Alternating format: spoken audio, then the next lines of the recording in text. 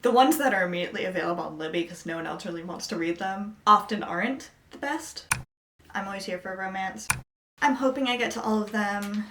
Unfortunately, it is not going to be available on Libby for a very, very long time, assuming I like it. Hey y'all, and welcome to my channel, or welcome back if you're a returning viewer. I'm Maisie, and this is Maisie with a Z, and today we're going to be talking about my April TBR.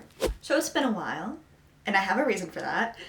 It's been like 3.5, 4 weeks since I posted a video, and the reason for that is I had finals week, so I wasn't really doing much filming during that. And then I had spring break, and I was planning to get a ton done, except I forgot the battery charger for my camera. It didn't make sense to buy another like $70 battery charger when I was going to be back at school in a week. So didn't get any filming done then. And then got back to school and my computer keyboard had some issues which made editing very difficult. So then I didn't bother filming until that was fixed because I was like, it didn't seem like a good use of time to just spend a ton of time filming when I was going to have a huge backlog to edit. Because I already currently have a backlog of things to edit.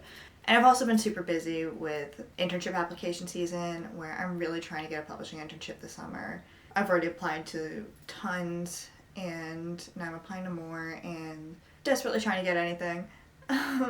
Like I so badly want to work in publishing and I would really value like any possible experience, and because of that it's been a lot of applications. But I am trying to get back into the rhythm, so yes, we are talking about my April TBR today. And I will be filming a couple other videos this morning, so if I'm wearing the same outfit, that's why. So yes, without further ado, let's go ahead and get into the video. First, there are 4 books that I'm currently reading that I would really love to finish this month. The first of those is The Rose and the Dagger. It's a sequel to The Wrath and the Dawn. I read the first book in my Reading 2010s YA for a Week challenge, which will be coming out after this because I'm trying to get this up as soon as possible. And that one's still unedited. But this is the second book in the duology and I really just want to finish it up. So far I think I'm liking it more than the first book, which I gave 3.5 stars, but we'll see how it goes. And then I've got House of Earth and Blood by Sarah J. Maas. And this is the first Crescent City book. I finally broke down and got it on Kindle instead of only reading it on my giant physical copy. Mostly because I brought the physical copy home for spring break because I thought I was going to read it then. And when I didn't, I really didn't feel like lugging that back through the airport. So I bought it on Kindle instead. So making progress on that. I think I'm about 20% of the way through and I'm enjoying it. It's a good time and I'm starting to get more into it. I think I was like having a little trouble connecting at first, but like getting into it, I'm excited to read more of it. And then I've got The Lost Ticket by Freya Sampson. I'm 147 pages in, which is I think about 40%. Ish. I'm enjoying it. I don't know, it's not hitting like quite the way I was hoping it would. I was hoping it would be like Ina Iverson's Guide to Commuting or The Reading List by Sarah Nisha Adams. You know, that type of like literary fiction / community feel-good type of book. It's cute. It's a bit more of a romance than I was expecting, which like is fine.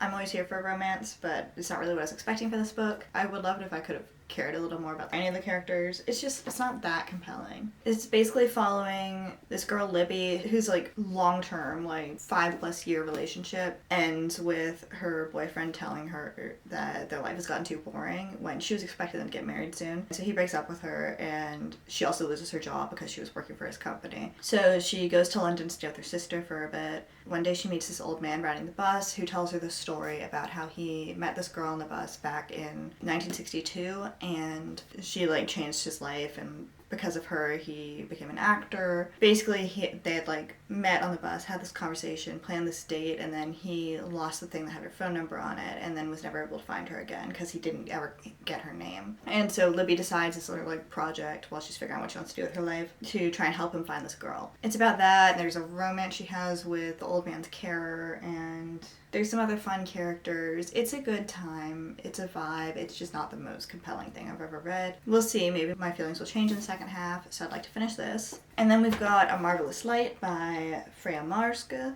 which is the second Freya on this list. This I've been reading since January, I think. It's historical fantasy, it's queer romance. I'm mostly reading this because the second book is sapphic, and I bought that first without realizing it was a sequel. So now we're reading this. This is a case where I really love the magic system I just don't care about the characters yet. And I'm 77 pages in, and that's never a good sign when you don't care about the characters at that point. I do have hope. I am going to keep powering through this. I've kind of put it aside for this month, so I'm going to try and get back into it. We'll see. I'm not absolutely loving it so far, but I'm not disliking it. I just haven't connected with the story yet. Next up, we've got 4 books that I chose for this TBR because it's Autism Acceptance Month this month, and I'm autistic, and that's important to me. The first book on this list is Please Don't Hug Me by Kate Kerr, and this is Own Voices. It's about Erin, who's autistic. She's recently lost her job and failed her driving test, and her relationship's not going super well, and there's a series of letters to her brother Rudy, who left home the previous year, and it's very much coming of age. It's epistolary, so it's told through letters to her brother. Yeah, I think it's going to be really interesting. I'm looking forward to it. Then we have Peta Lyra's Rating Normal by Anna Watley. This is following 16-year-old Peta. She's been following her therapist roles for normal behavior and social skills. And then that approach to life starts to crack when she falls for this new girl at school, Sam. I think it's about this contrast between masking and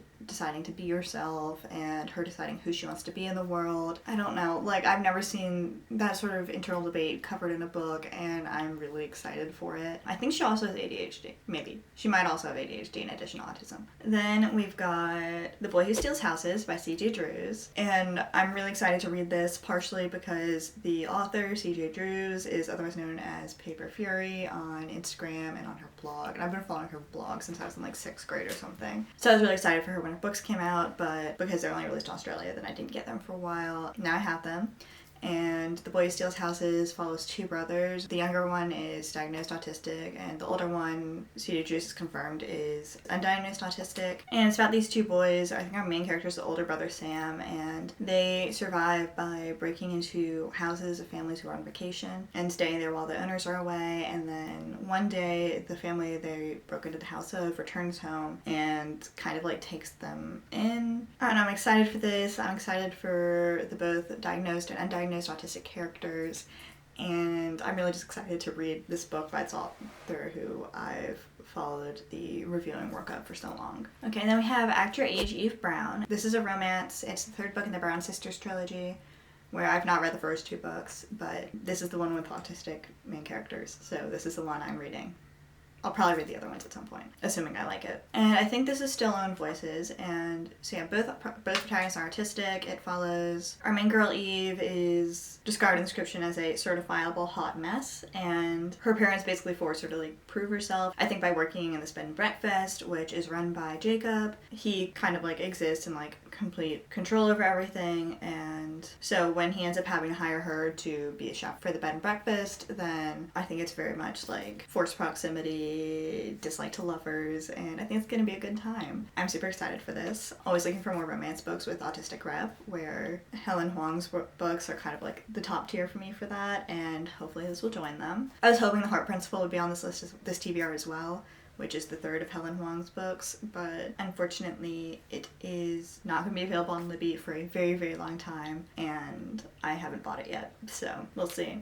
Because I try not to buy romance books until I've read them on Libby. Anyway, and then we have 4 more books on this list. So next up we've got Meredith Alone by Claire Alexander, and this is following our main character Meredith, who hasn't left the house in years and lives there alone with her cat. She has a best friend who she sees. But I think it's kind of about her learning to let the world back in and following her experience and what led her to this, and I think it's going to be lovely. I have heard nothing but good things about it, and I'm looking forward to it. And then we have A Natural History of Dragons by Marie Brennan. This is the first book in a series that's following this woman named Lady Trent, who's a dragon naturalist, and so it's obviously in a world where dragons are real, and it's kind of her recording her adventures as a dragon naturalist, and I think it's gonna be really fun. Katie is reading, absolutely loves the series, so I trust her recommendations.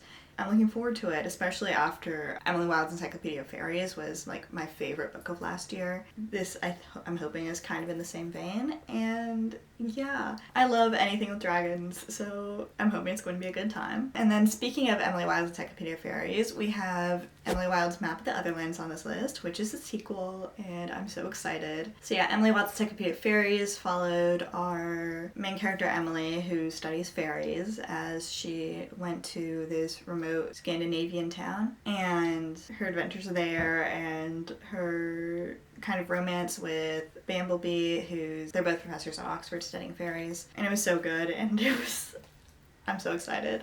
And this one is following them after the event of that book, and I think it takes them to the Austrian Alps to look for a entrance to fairy, as Emily Wilde's trying to like prepare this map of like the Otherlands or the fairyland. Yeah, I'm so excited. I love this world and these characters so much, and it's this is definitely one of my most anticipated books of the year, and I'm just so excited. And then last up, we have The Secret Service of Tea and Treason by India Holton, and this is the third book in her Dangerous Damsels trilogy, where I loved the first two books, absolute 5 stars. They are chaotic Regency romances with pirates and witches, and they're so fun. And this one I'm hoping will be no different. It's following 2 spies, and I think it's a fake marriage trope. It's obviously set in the same world and with all the chaos of the witches and the pirates with flying houses and everything of the first 2 books. But it's following these 2 spies, at least one of which we met in the previous books. I don't know if we've met both of them. See, it's Forced Proximity, and these books are some of the most fun I've ever had reading romance, and it's just such a good time. I highly recommend them. Yeah, they're so good.